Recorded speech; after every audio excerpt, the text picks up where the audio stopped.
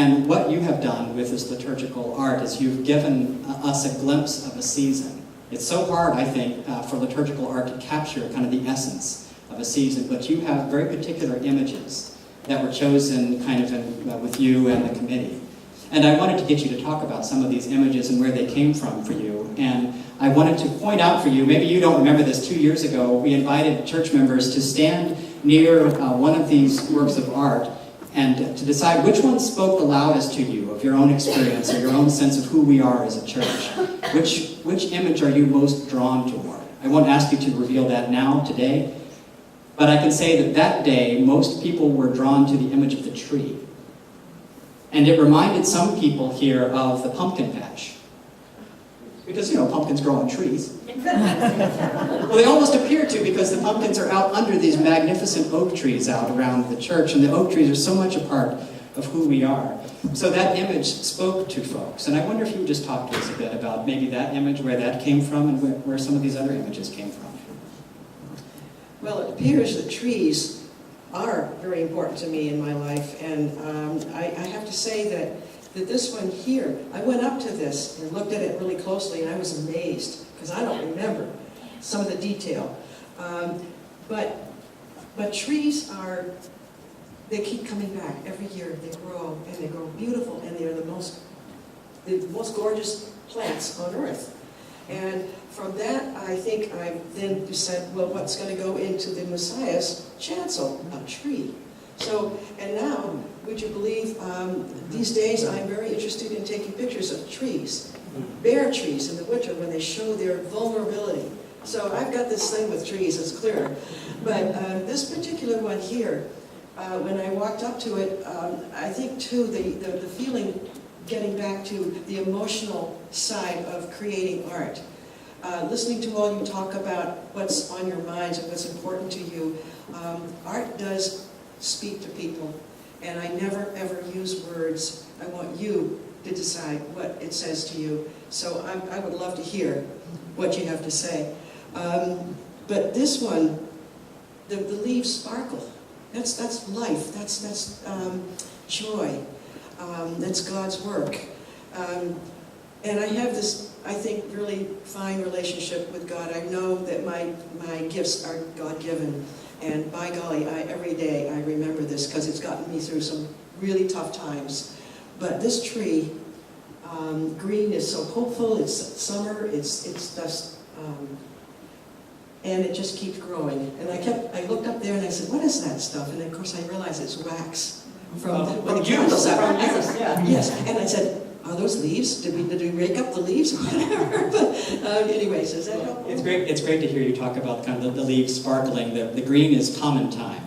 And there's a sense sometimes that we're just kind of trudging along, that the other seasons are the exciting ones. But just hearing you say that the way that the leaves sparkle with life reminds me that that's what we were meant to see, that every moment, every day is an opportunity kind of sparkling with life. I know that you visited several places around the world, and some of your religious imagery kind of pops from some of those cathedrals that you visited. Is that true for any of what we see on that wall? Yeah, of course. The dove, we find this in stained glass everywhere. People want that right up there where they can see it. And of course, I had a course when I started out college, first one, and it stayed with me forever, which was a course about art and appreciating it. And that teacher taught me so much that I have used it and still remember today. And as a teacher, myself, an art teacher, I have used it to teach kids. So the dove, the flames, that's exciting. The angel is one of my favorites, but it's the way the angel's swooping up. And I would take those things off of stained glass windows. The star over there. Stained glass windows are big for me because they taught people without words. It was from ages past, and some of the most beautiful stained glass windows in Europe. So, and this over here, the rocky road, I thought that was pretty scary, actually, but it's very warm colors, but it draws you right into it. I think that's important, too. So, I think, really, I don't have a favorite. but it's revisiting them that's so wonderful. And I have to say that all of the color that goes along underneath is spectacular because it just brings everything out. It's you doing your own banners. Yeah. Not banners, but yeah, absolutely. I was thinking of when I visited your house, you showed me the kind of intricate stitching on some of these things and how personal the journey is. You talked a little bit about how you choose images and you want people to kind of draw their own meaning from those images. But I get the sense that the creation of the artwork itself is also kind of cathartic, that it's meaningful for all of us because we get to enter, it frames our experiences, but it also, the creation of poetry, the creation of art, offers us this kind of release or a channel. I think that was true of the Song of Songs. The one who wrote this, I mean, there are all these delicious young images of love, come and meet me in the garden. But it sounds to me like it's written not by a young person, but by one who can reflect back on life and a little bit of loss. And it's somehow in the creation of this song, there is that sort of healing. I think that's what the editor is allowed to pass through, this reflection on life. When we talked about doing this, you shared with me that you were experiencing kind of a rush of emotion at the time when you were also creating these banners. Are you willing to talk a little bit about that? Sure. When I moved to Newton, 1963, my husband was not well. We had to have about 8 years of marriage together. We had 2 very small children, and he really suffered a terrible, actually would have been a panic attack, and that's what got him out of the military. And 3 years later, he took his life. And that shock turned me toward God for help. I had a lot of help. I stayed right here in Newton and let this town raise my children with me. But I turned to art, as I have done so many times in my life, because in the art, I'm able to create things and I'm working with God. That's what I feel. Every time I'm making a decision, it's like, thank you, God, for these gifts, the gifts of art and music. So I appreciate what I've heard you say here today because I have felt it too. And after 32 years of teaching art, turning children on to art and helping them in times in their life when they felt they couldn't do anything right, but they could do art. And so I was able to do that and show, how joy could come through this experience. Whenever I feel down, I just go make something. I am so lucky. I really am very lucky. So that experience was very, very hard, but I stayed right here and I joined this church and the church helped me, and everything I do for God, for the glory of God, because of the gifts that He gave me. And I still am making things like, if I have a bad day, I go make something. So I'm very fortunate that way. Does that help? That's wonderfully helpful, Martha. And I wanted you to meet Martha so that you could carry on the conversation with her afterward, especially if you find yourself struggling with grief. I think this is a teacher, also one who has a passionate relationship with God, who can offer an invitation for you maybe to step more deeply into the art. So Martha, thank you so much for sharing with me. Thank you. I just wanted to conclude by turning you back to that hymn that we'll sing together from Natalie Sleeth. Natalie started writing this song after her husband was diagnosed with cancer. And she had already written a couple of other tunes, a canticle of praise, just a simple children's song of praise. But if you read this hymn before you sing it, you'll get this sort of sense of waiting and longing and wondering. There is the wonder about how a cocoon is transformed into a butterfly, but there is this sense of what's next and where is God in this. And this song has become so popular for funerals. Many people that come to me when we talk about memorial service or funeral, not everyone knows of this song. But once people have had a chance to hear it, it fits perfectly. And it fits so perfectly for Natalie's husband that he asked this song to be played first in his funeral, a year after he was diagnosed. So I invite us to sing in a moment, and I just want to offer one more word to you from a woman named Julia Cameron, who wrote a book called The Artist Way.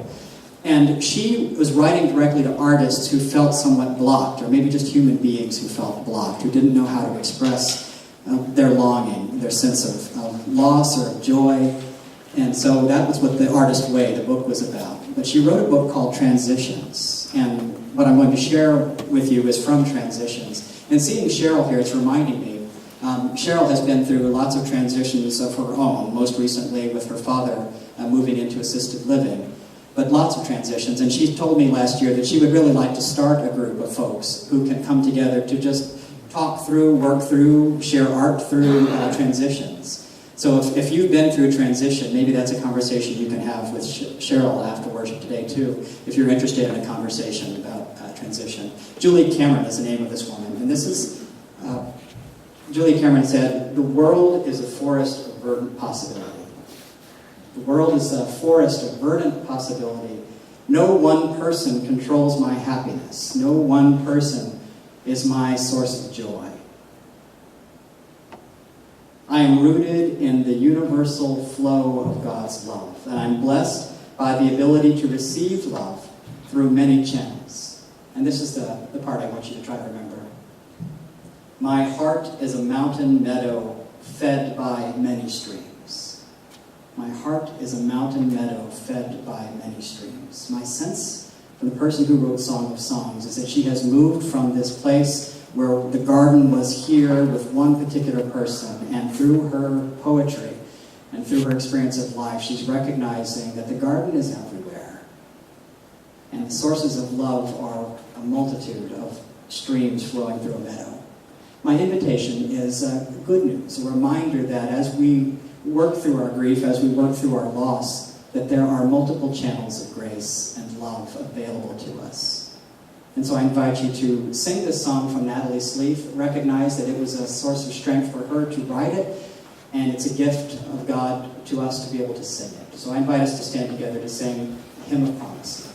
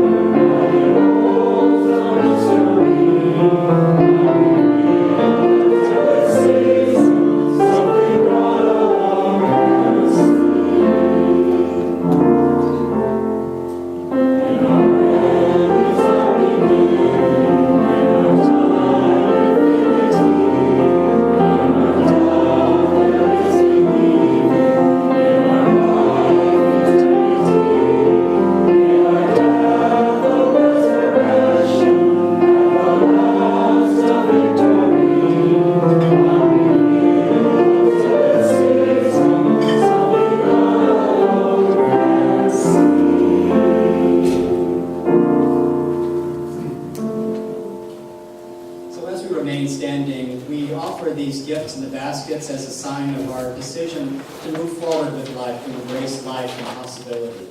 And I wonder if there are two volunteers who would receive those baskets in the back of the sanctuary and move them to the table. If you'd simply move that direction now, you could be the one to bring them forward. We bring these forward as we sing a song of celebration to God for the life that we have. And so as we bring these forward, I invite us to sing together, Praise God from whom all blessings flow.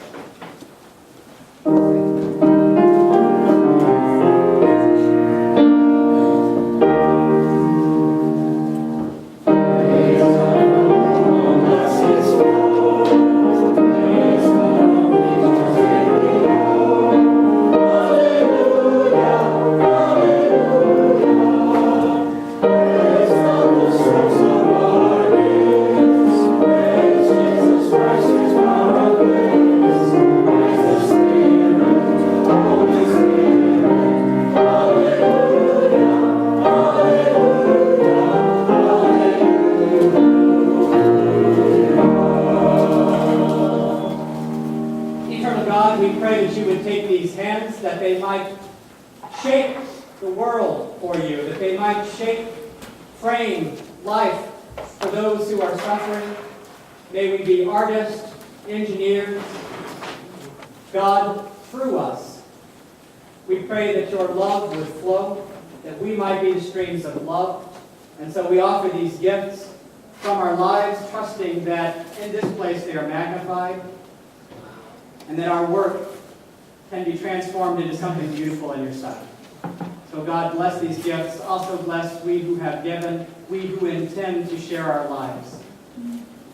This gift of grace is something that is shared weekly, but it's given moment by moment. And so God, help us to receive the sparkling leaf, the moment to share, both today and always. We pray in Jesus' name. Amen.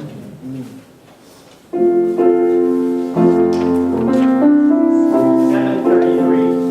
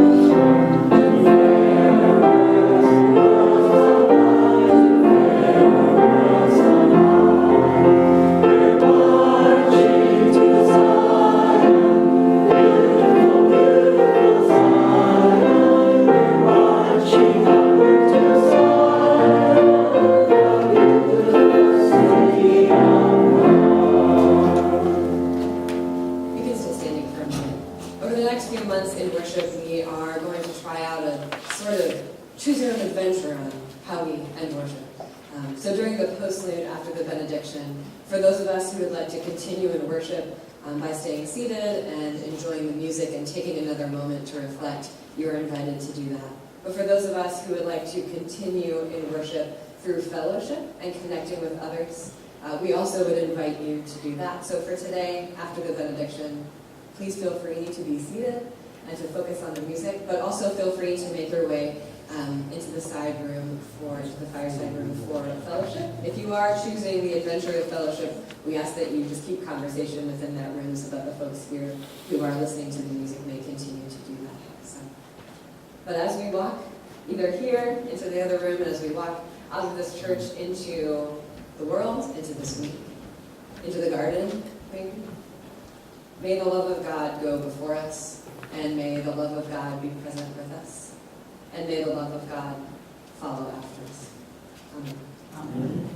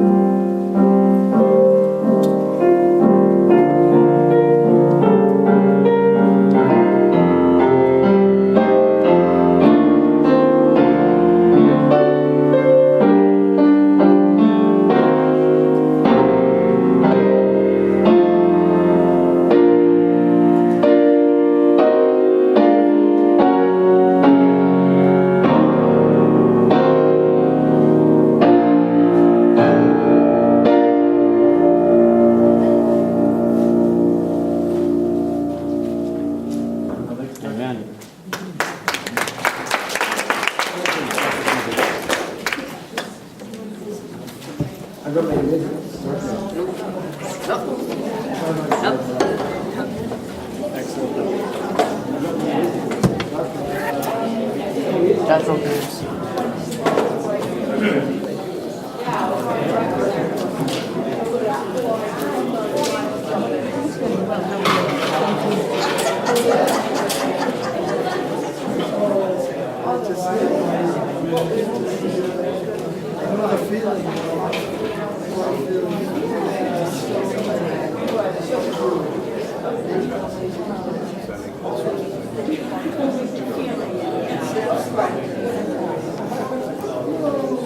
Oh, yeah, bright sunshine for today.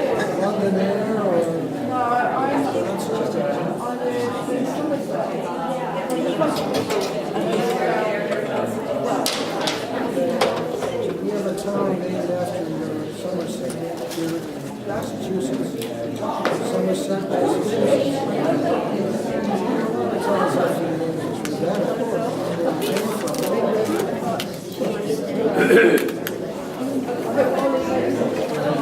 Oh, me too, that's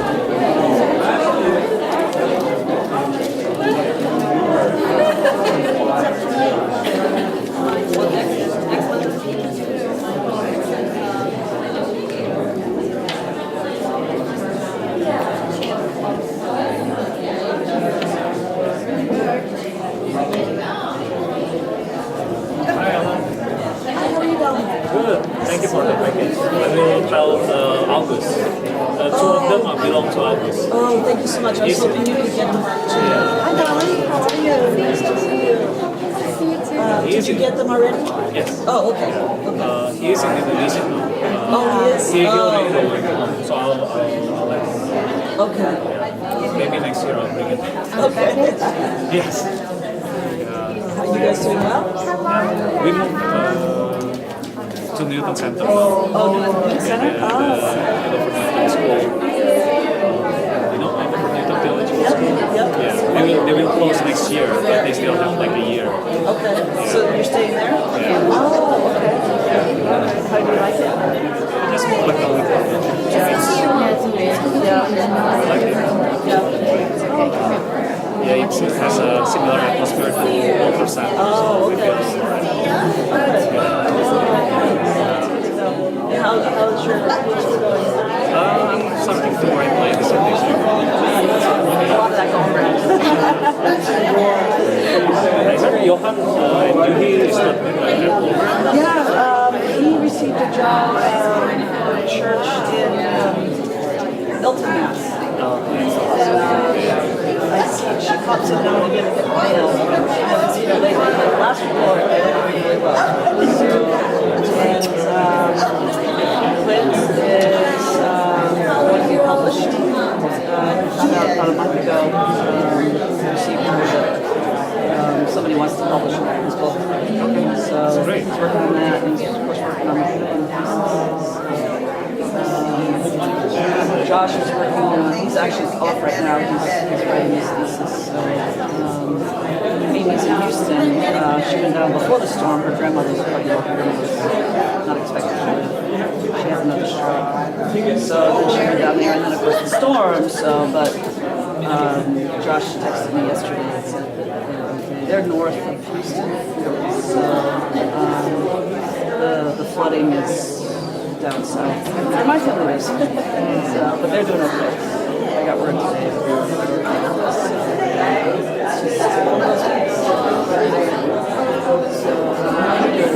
Did you get to go see your family? Everything is going well, but right now I'm still, I don't know what happened with me, but it is like a panic attack or something like She has like anxiety problems. anxiety problem. Is that since your daddy passed? Yeah, maybe the doctor said maybe Triggered it? because It's a hard one. It's very hard. right now I'm still using, sometimes I'm using my medicine, but I think I decided not to use like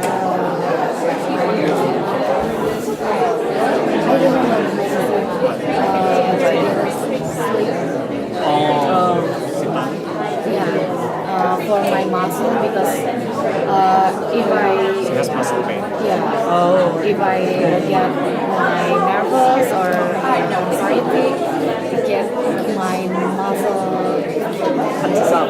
Yeah. Yep. So sorry. Have you tried, and I know from similar experience, my mother passed away.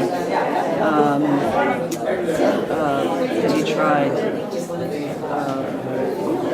breathing, deep breathing, inhale, exhale, just real deep breaths?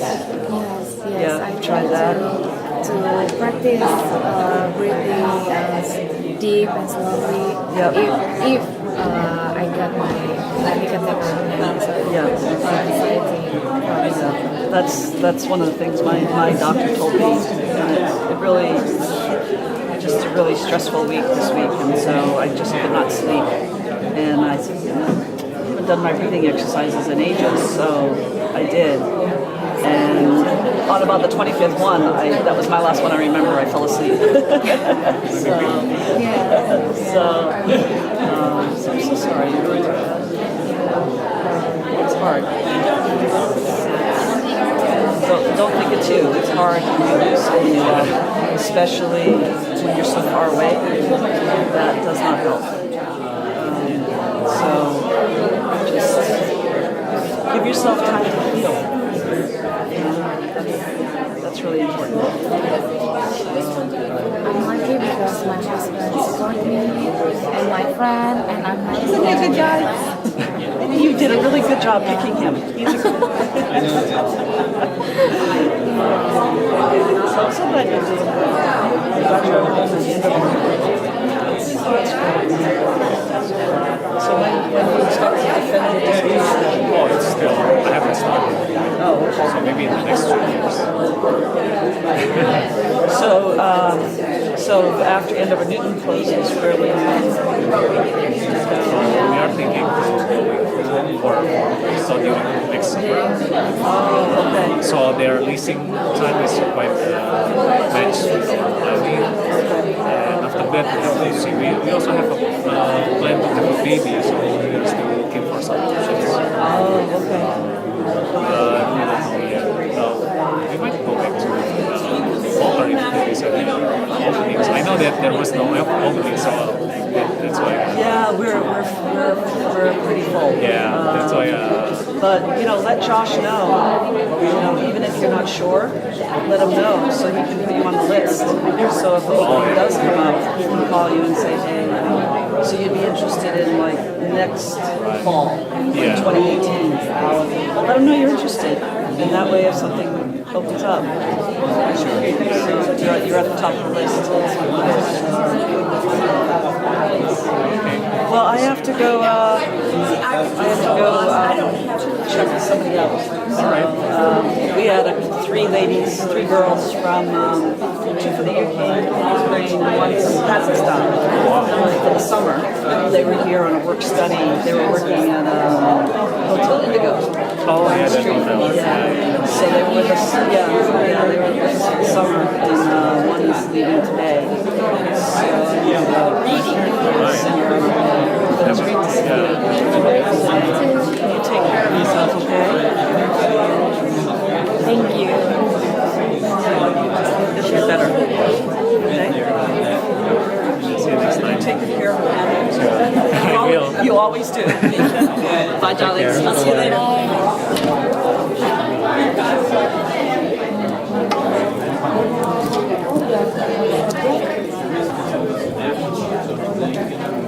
Have the baby.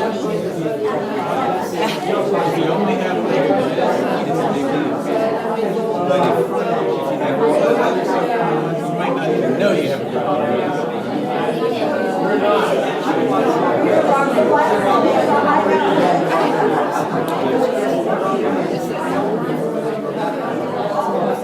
Yeah, I used the basket collection. I was talking. Do you know what I should do with it?